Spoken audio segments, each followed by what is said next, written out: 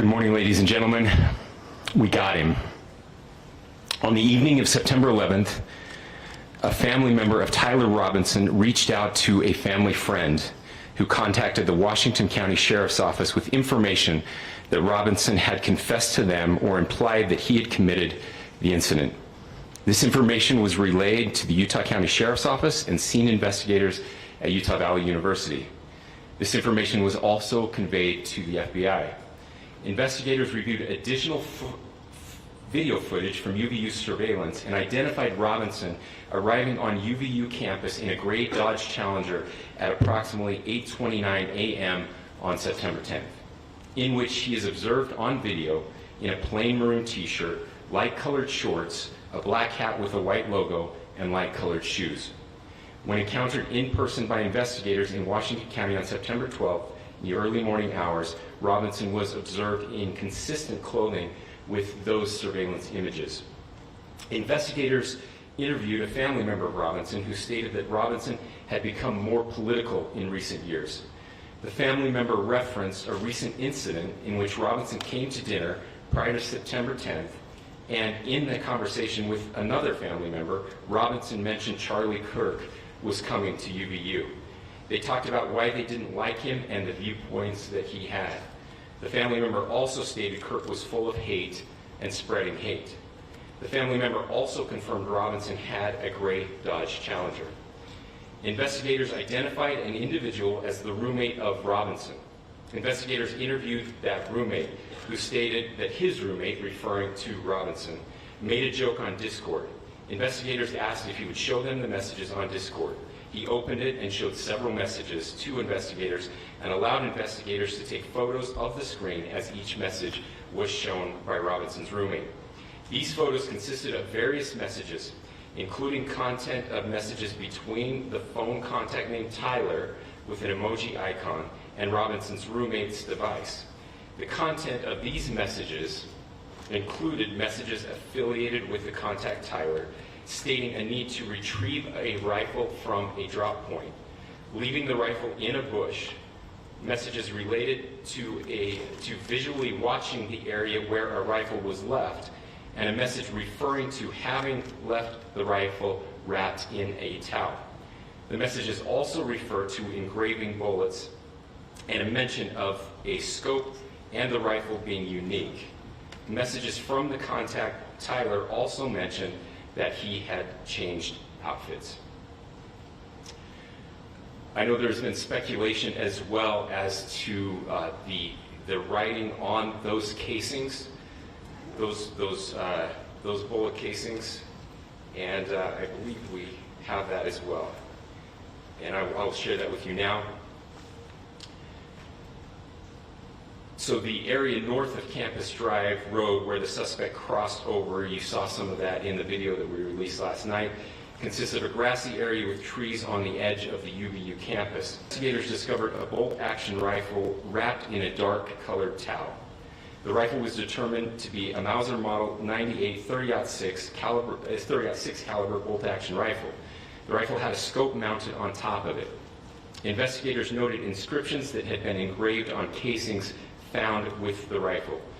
Inscriptions on a fired casing read, "Notices, bulges, capital O-W-O, what's this, question mark." Inscriptions on the three unfired casings read, "Hey fascist, exclamation point, catch, exclamation point." Up arrow symbol, right arrow, and symbol, and three down arrow symbols. A second unfired casing read, "Oh Bella Chow, Bella Chow, Bella Chow, Chow Chow," and a third unfired casing read, "If you read this, you are gay, LMAO." We are indebted to law enforcement across the state who's worked seamlessly together, local law enforcement, state law enforcement, and our federal partners with the Federal Bureau of Investigation. We're grateful for everyone who worked together in such a short amount of time to find this person and to bring justice. I want to thank the public who has been so engaged, reviewing videos, helping us with sending in tips, and helping us get to this point.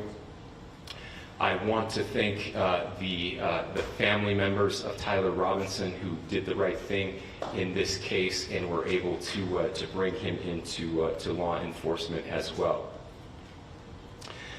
I especially want to thank the family of Charlie Kirk, Erica, Charlie's parents, his children.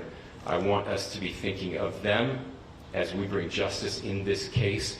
They will be involved in that justice. We will be working very closely with them as we move through this process as well.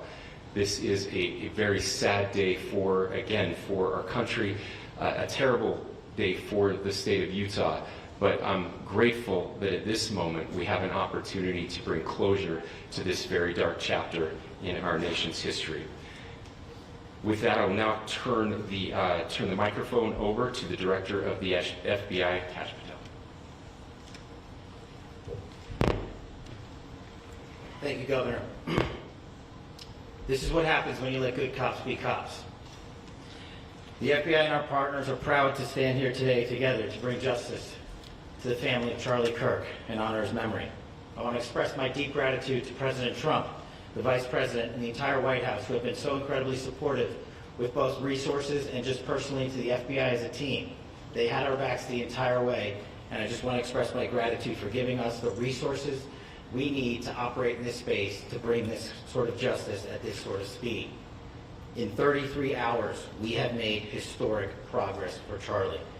Governor Cox, our partnership has been absolutely incredible these last few days. Our partnership will endure. Your state and local partners, your sheriffs, your DPS community has been unbelievably impressive in the hardest of times. And a case like this cannot be solved, cannot be brought without partnering with your state and local authorities. The FBI has a certain role to play. We will play that role, and we will lead after the federal government. But Governor Cox, we are so grateful for your state partnership that led out on this investigation. A little bit of the timeline. Charlie was shot at 12:23 p.m. on Wednesday. The first FBI agents arrived on scene in 16 minutes with chiefs of police at 12:39 and secured the scene. The FBI immediately launched fixed-wing assets. We utilized these assets to transport personnel, specialty technicians, hostage rescue teams. We also utilized these assets to go back and forth from the East Coast and here in Utah to transport forensic evidence and other evidence that will be analyzed and is being analyzed at our FBI laboratories in Quantico and other laboratories, including the ATF. At my direction, the FBI released the first set of FBI photos of the suspect at 10 a.m. local time on 9/11. Then, shortly thereafter, the FBI reward of $100,000 was released at 10:45 a.m. local. Myself and Deputy Director Bongino arrived on the scene at approximately 5:30 p.m. on 9/11. The governor led a press conference last night at approximately 8 p.m.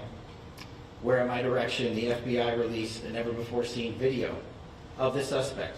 We also released new images to the public of the suspect. And just last night, the suspect was taken into custody at 10 p.m. local time. In less than 36 hours, 33 to be precise, thanks to the full weight of the federal government and leading out with the partners here in the state of Utah and Governor Cox, the suspect was apprehended in a historic time period. And I want to highlight what Governor Cox said. This would not have been possible without you, the media, and you, the public. That's why we went so public, so fast, and we're so transparent, and we're committed to that transparency. The crime scene, just a little bit there. It is a large crime scene. State and local authorities, along with federal authorities, processed that crime scene quickly, and I even had the ability to walk through that crime scene and walk through the steps the suspect took to learn more about what was needed and what resources we needed to bear to create a full picture for the FBI and leadership back in Washington. Furthermore, thankfully to state and local partners, forensic evidence has been seized and continues to be garnered. Forensic evidence has already been evaluated at FBI laboratories in Quantico and state and local authorities here. We will continue to process evidence as we see it, as we collect it, and we will continue to deliver to Governor Cox and his team. Last night we had a total of approximately 7,000 leads. As of this morning, thanks to your great work, we have over 11,000 leads that were called in to the FBI. And we are running out every single lead that we can. Every one of those leads will be run out. The arrest is a testament to the dedication of good law enforcement being great, and partnerships in law enforcement, which I've tried to highlight as my tenure as the director of the FBI. There is no better relationship for law enforcement than the FBI to partner with state and local authorities, and you've seen it here in these last few days. The FBI Salt Lake Field Office, along with our offices in LA, Phoenix, Denver, San Antonio, Las Vegas, Pittsburgh, Buffalo, our headquarters component in Quantico, all participate in the FBI. I want to express my deep gratitude to the employees of the FBI, the men and women, the evidence response team tacticians, the special operators, the agents, the support staff. You have done monumental work in historic time when the public, who had a right to demand such an expeditious solving of an investigation, the FBI answered that call diligently, critically important to our nation, and we delivered. And I'm proud to be their leader, and I'm proud to be the director of the FBI. This is a very much an ongoing investigation, as the governor said, and we will continue to work with state and local authorities to develop the investigation, to provide them the evidence they need for their ongoing prosecutions, and we will be here to answer every call they absolutely have, as long as it takes, for as long as we need to find and apprehend whatever suspects were involved in this crime. Lastly, to my friend Charlie Kirk, rest now, brother. We have the watch, and I'll see you in Valhalla.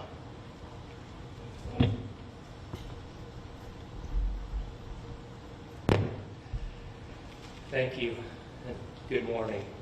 I would just like to take a few minutes as the sheriff to express my gratitude for everybody who has played a part in this investigation. As you know, it's been a vast, a complicated, and a very, very fast-paced investigation. You're looking at people standing up here who are running on, if they got an hour's sleep in the last couple of days, they're probably lucky. It has been very taxing. It has been so impressive, speaking on behalf of the local law enforcement, to see the cooperation that we've seen in this type of case. Across the state, sheriffs, chiefs, our state partners have stepped up and have come to the call on anything that we needed. Our county chiefs have been phenomenal. Our Utah County Attorney, Jeff Gray, who's standing up here with us, has been phenomenal in leading us through this investigation. I would like to thank the federal government for their resources, their assets. Our local team here, our FBI team, has been extraordinary in helping us work through this and bring this person to justice. Most of all, I would like to thank the public, and specifically, I would like to thank the public who turned to prayers and who turned to positiveness for us. I would like to thank them on behalf of the law enforcement community, because we needed those prayers. That's what we needed to get through this. We needed your support, and you gave it to us. We needed your patience, and you gave it to us. And I would like to thank you for the Kirk family, because that's what they need, is your support and your prayers, and that will get us through all of this. So thank you, everybody, for everybody that has stepped up. We've had such a phenomenal response to this. Thank you.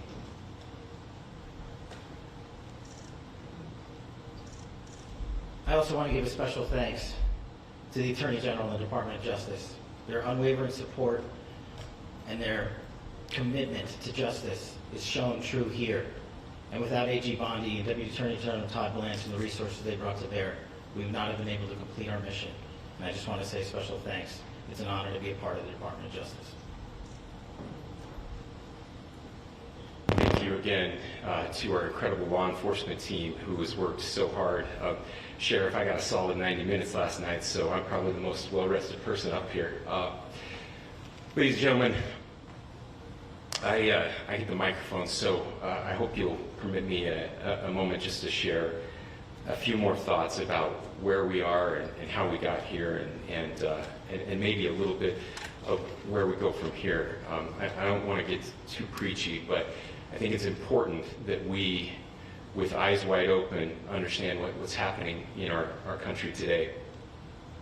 I've heard people say, well, why are we so invested in this? There's violence happening all across our country, and violence is tragic everywhere, and every life taken is a child of God who deserves our love and respect and dignity. This is certainly about the tragic death, political assassination of Charlie Kirk. But it is also much bigger than an attack on an individual. It is an attack on all of us. It is an attack on the American experiment. It is an attack on our ideals. This cuts to the very foundation of who we are, of who we have been, and who we could be in better times. Political violence is different than any other type of violence for lots of different reasons. One, because in the very act that Charlie championed of expression, that freedom of expression that is enshrined in our founding documents, in having his life taken in that very act, makes it more difficult for people to feel like they can share their ideas, that they can speak freely. We will never be able to solve all the other problems, including the violence problems that people are worried about, if we can't have a clash of ideas safely and securely. Especially those ideas with which you disagree. That's why this matters so much. Over the last 48 hours, I have been as angry as I have ever been, as sad as I have ever been. And it was, as anger pushed me to the brink, it was actually Charlie's words that pulled me back. I'd like to share some of those. And specifically right now, if I could, I need to talk to the young people in our state, in my state, and all across the country. As President Trump reminded me, he said, you know who really loved Charlie? The youths. And he's right. Young people loved Charlie, and young people hated Charlie. And Charlie went into those places anyway. And these are the words that have helped me. Charlie said, when people stop talking, that's when you get violence. He said, the weak can never forgive. Forgiveness is the attribute of the strong. The only way out of the labyrinth of suffering is to forgive. Welcome without judgment, love without condition, forgive without limit. He said, always forgive your enemies. Nothing annoys them so much. A few months ago, I referenced this last night, Charlie posted to social media, when things are moving very fast and people are losing their minds, it's important to stay grounded. Turn off your phone, read scripture, spend time with friends, and remember, internet fury is not real life. It's going to be okay. He again said, when you stop having a human connection with someone you disagree with, it becomes a lot easier to commit violence.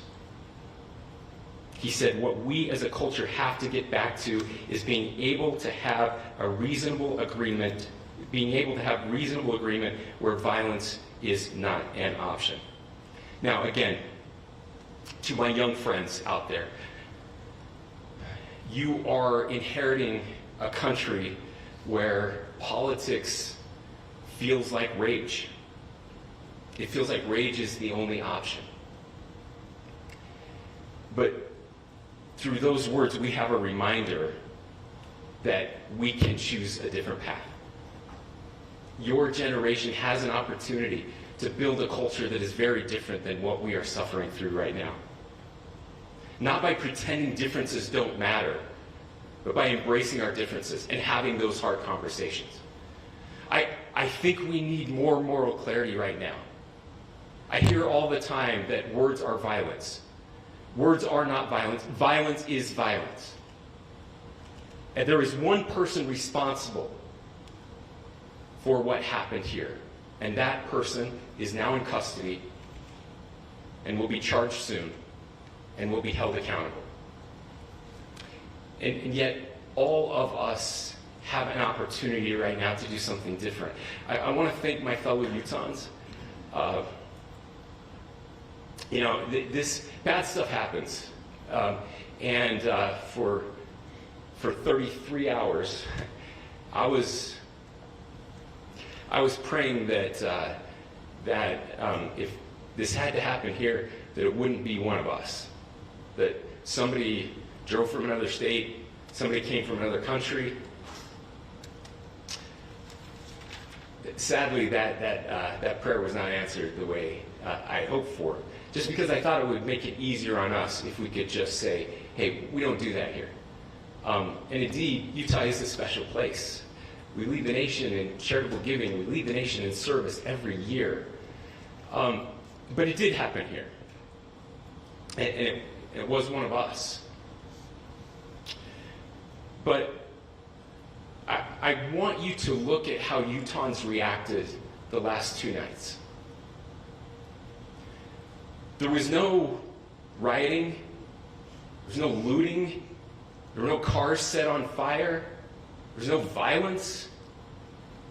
There were vigils and prayers and people coming together to share the humanity. And that, ladies and gentlemen, I believe is the answer to this. We can return violence with violence. We can return hate with hate. And that's the problem with political violence, is it metastasizes. Because we can always point the finger at the other side. And at some point, we have to find an off-ramp, or it's going to get much, much worse. But see, these are choices that we can make. History will dictate if this is a turning point for our country. But every single one of us gets to choose right now if this is a turning point for us. We get to make decisions. We have our agency.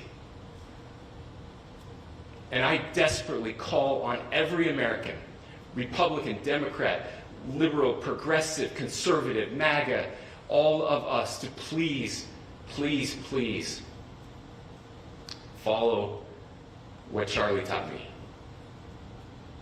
I'll just conclude with words I share often from a friend and author, Yuval Levin, who was asked if he was optimistic about our country. And he said, I'm not optimistic. He said, I hate optimism. God, that sounds bad. But he said, optimism is a vice. It's this idea that good things are just going to happen. And he said, in the history of the world, good things have never just happened. He says, I'm not optimistic, but I am hopeful. And hope is the virtue that sits between the vices of optimism and pessimism. Hope is the idea that good things are going to happen because we can make them so. I still believe in our country. And I know Charlie Kirk believed in our country. I still believe that there is more good among us than evil. And I still believe that we can change the course of history. I'm hopeful because Americans can make it so. Ladies and gentlemen, we're happy to answer any questions you may have. Governor, can you please speak to whether the suspect is speaking with authorities and his demeanor, Tyler Robinson, when he turned himself in? I cannot speak to that. Governor, how do you interpret his motivation? Governor, how do you interpret the engravings on the casing?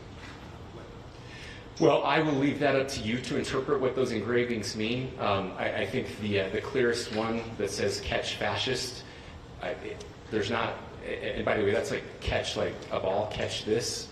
I think that speaks for itself. Governor, so you talked about this level of hatred that this person expressed at a dinner.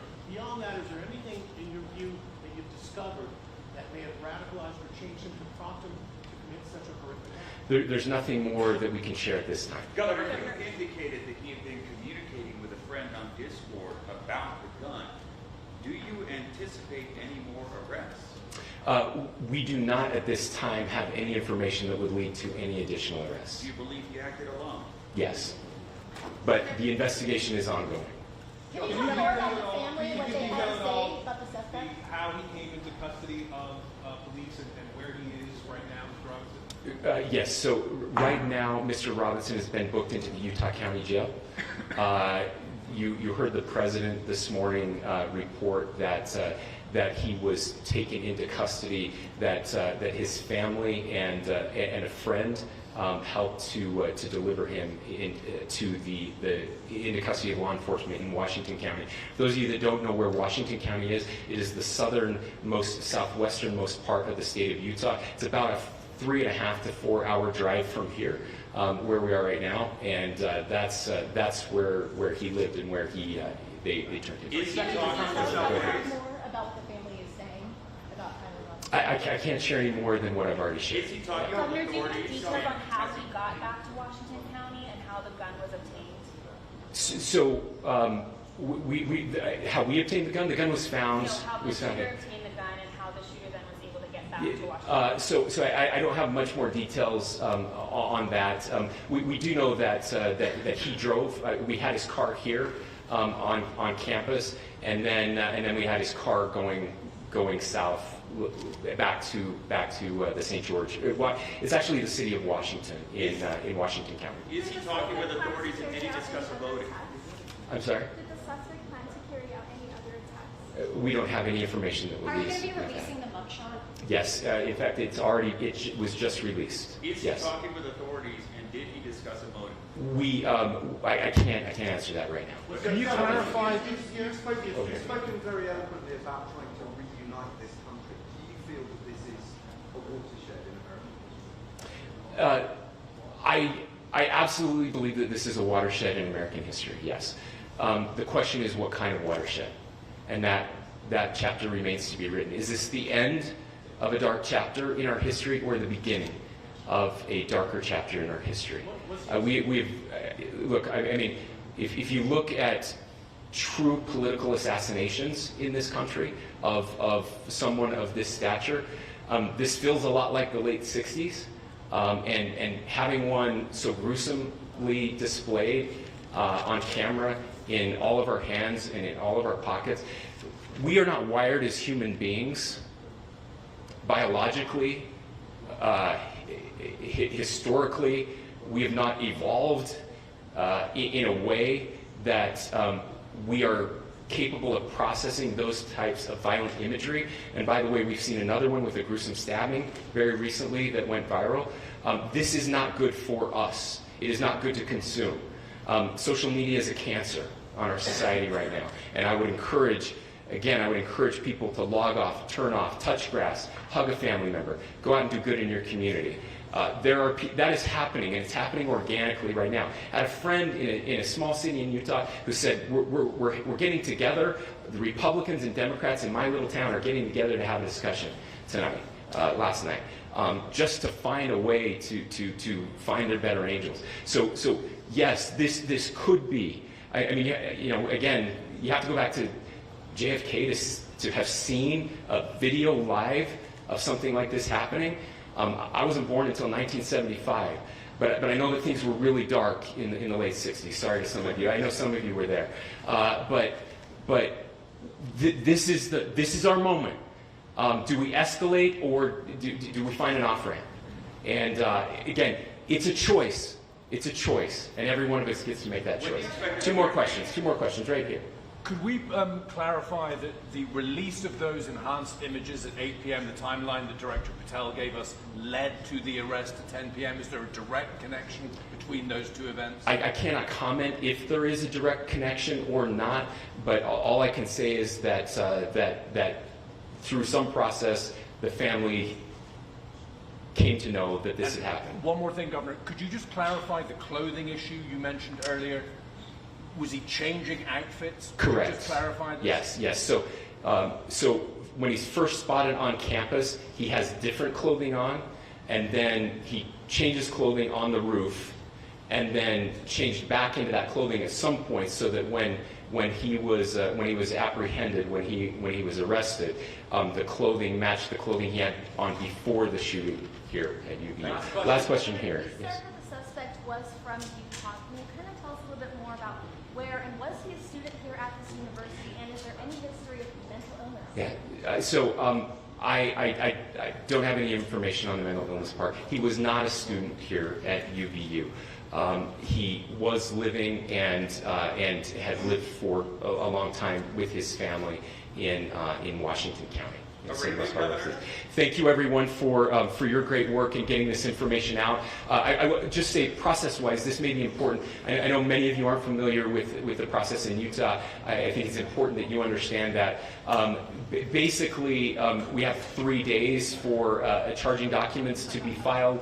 A CI will be filed. We'll have more information then, more detailed information as those charging documents are filed in preparation for a preliminary hearing. So 3 days. So we would anticipate then that early next week those charging documents will be filed. We will obviously be working. The county attorney will be working very closely with Mr. Kirk's family as those documents and decisions are prepared and made. Thanks, everyone.